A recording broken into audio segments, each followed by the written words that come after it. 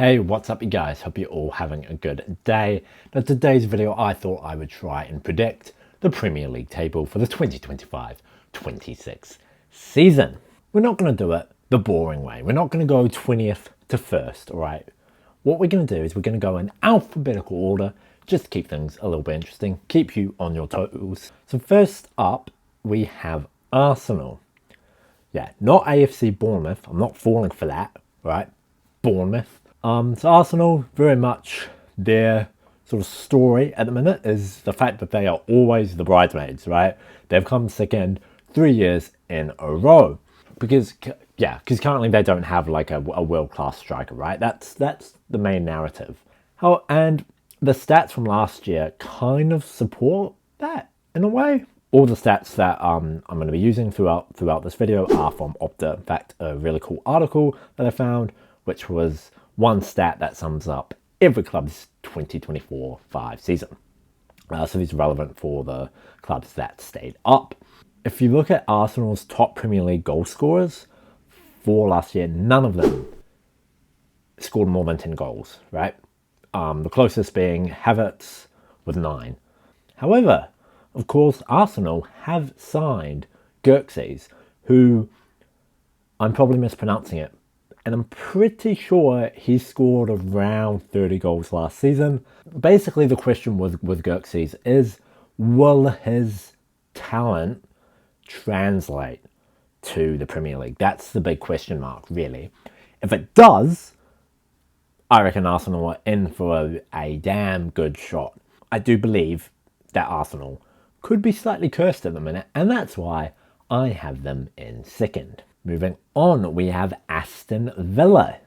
So Aston Villa came 6th last season after losing 2-1 at home to Crystal Palace in the League Cup in late October. They went unbeaten at Villa Park for the rest of the campaign across 21 home games in all competitions. I think the thing with Villa, right, is so they have Europa League this season. Last season we sort of saw them drop possession, I should say. And I'm expecting that again from Villa this season. I've got them in 8th. So moving on, we have Bournemouth. So Bournemouth came 9th last season. Bournemouth, their kind of main storyline was that they were one of the more interesting teams to watch in the Premier League. I wouldn't know this because I don't watch live games because I live in New Zealand and the games are at 4 o'clock in the morning, alright? So, ain't nobody got time for that. Is that they recorded the lowest PPDA in the league. What the hell is PPDA, you may ask? Well, that is passes per defensive action. They don't let the other team be on the ball for that long. They're very good at swarming and quickly getting the ball back. For Bournemouth, I have them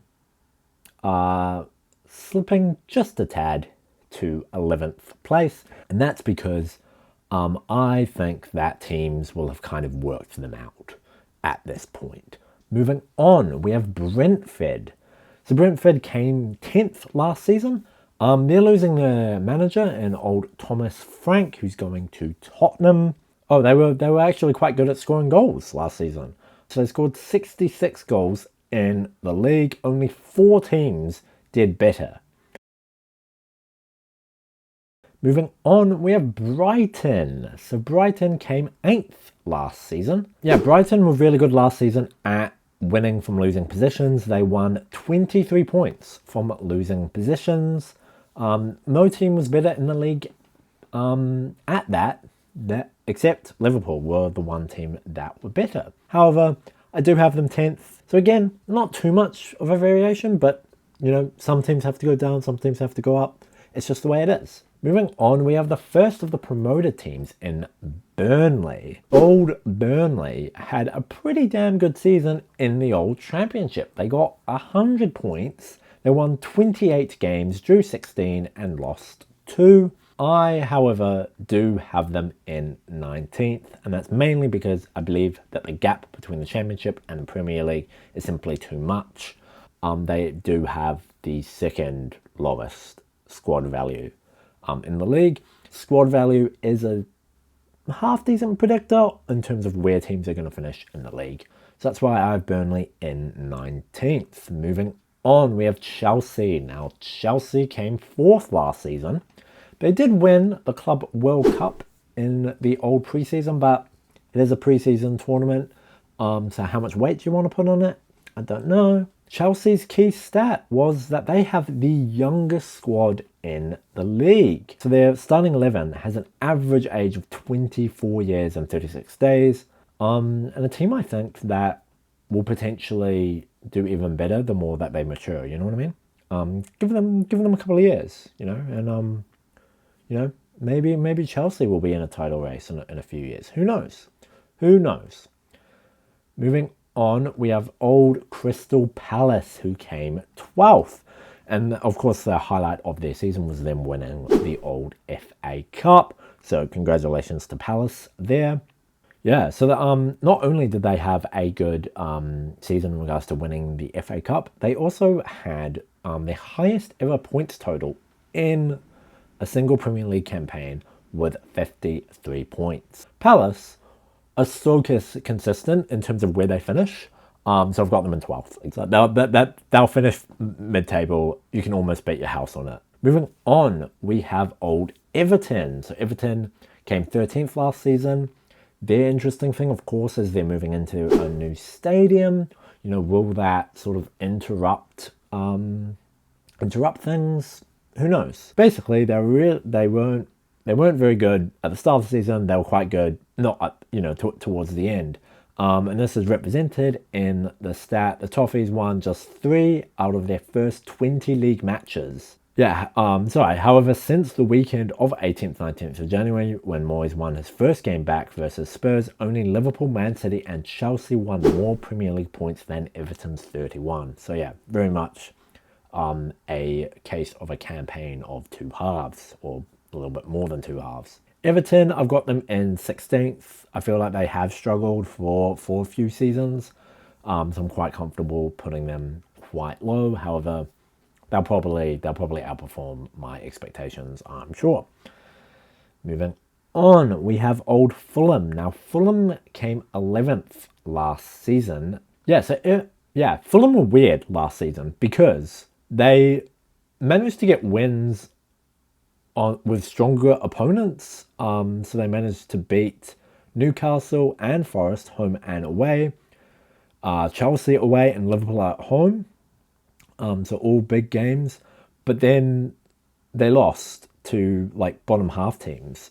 However, only the 3 relegated teams had a worse record against bottom half teams than Fulham's 24 points from 18 matches. Weirdly good against the good teams, but then bad against the bad teams. Kind of a switch of what you would expect for Fulham last season. I've got them in 14th. Wish I had a better reason, but that's about it. Moving on, we have old Leeds United. So Leeds, they won the championship with 100 points. However, they were bittered by the fact that they won 29 games, drew 13, and lost 4 games. Points differential of 65 versus Burnley's 53 ended up winning them the league. So Leeds, I do have them in 18th. I think that they are the best out of the relegated teams. They also have the highest squad value as well. So that's 2 reasons there really to have them. I do believe it's going to be 3 up, 3 down. It's the boring pick, I know, but I just think it's what's going to happen. Moving on, we have Liverpool. Liverpool, of course, being defending champions. So the interesting thing with Liverpool is they won the league with Slot in his first season, but also the fact that he didn't actually do much in regards to the transfer market. So it'll be interesting to see whether they can improve, with Slot sort of picking some of his own players, and what they will be able to do. However, I do think they'll have that issue of the old sophomore slump, and I also think that teams will sort of have had that chance to figure them out. And so for those reasons, I have Liverpool in 3rd. I still think they're going to be competitive, for sure. Moving on, we have Man City. So Man City came 3rd last season. no trophy. They won no trophy last season, which is remarkable for old Man City. Not including the Community Shield, this is the first season since old Pep's debut campaign at City in 2016/17 where they were unable to win a trophy. That is wild. I think it's going to be a return to form for them. I've got them in first place. Again, I wish I could make that outlandish prediction of saying like Arsenal are going to win or win the league or Liverpool are going to win or Liverpool are going to win the league, but I just don't see it happening. Unfortunately. Moving on, we have my team, Manchester United. Boy, oh boy, were Man U bad last season. Of course, they came 15th. Very much for United. Had they won the Europa League, I would have said that would have saved this season in a way. Coming 15th in the league is also pretty shit, and it was, of course, their worst finish in the Premier League era. Yeah, 18 defeats, the club's most in a league campaign since 1973-74, where they were relegated from the top flight. So yeah, just abysmal season from old Man U. I've got them in 6th, okay? And a big part of that is pure delusion. It's pure, I'm just trying to manifest that they'll be better this season. Is that actually going to happen? Probably not, but I can dream, okay? I can dream. Just let me dream, all right? Moving on. We have Newcastle United. Old Newcastle United came 5th last season. They had the remarkable thing, of course, winning the League Cup. Yeah, their 20 victories was the most in the top flight campaign. Yeah, so Newcastle not only good in winning the League Cup rather, but also doing quite well in the league as well. So fair play to old Newcastle. That old oil money finally coming in. Newcastle, I've got them in 5th again. Yeah, I don't see them cracking into that top 4 because I think the top 4 is just too tight.